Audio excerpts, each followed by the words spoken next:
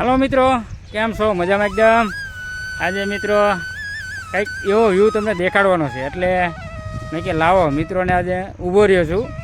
અને રાણપુર પાસે અમારે ખાંડ છે, તમને પાણી ખાંડ દેખાડી મિત્રો, જેવી ખાંડ છે ને કેવું પાણી છે. તો મેં કે લાવો આજે મિત્રોને કંઈક નવીન દેખાડવી.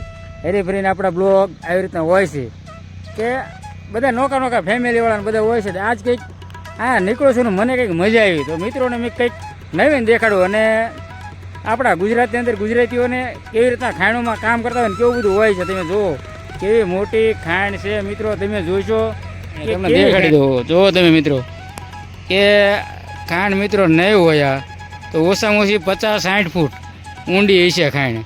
આ મિત્રો પાણા કાઢી કાઢીને ખાંડું બનાવી છે.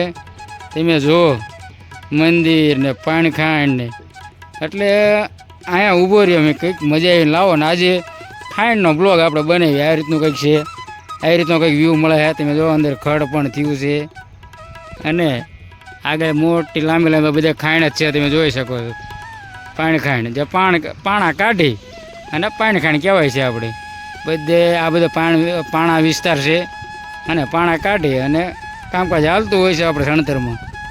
અને આ રીતનું પાણી ભર્યું. તમે જુઓ મિત્રો, આ પાણી રહ્યું ને મિત્રો, એ તળ પાણી આવી ગયું. હવે એ જગ્યાએ પાણી આવી ગયું તો કેટલું ઓલું હોય છે, જંગલ વિસ્તાર ને રોડની બાજુમાં.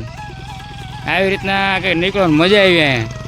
તો મેં કે લાવો મિત્રોને આજે કંઈક આ રીતનું દેખાડું કે કઈ રીતનું હોય છે, કે અમારા ખાણું કેવી છે તમે જોઈ.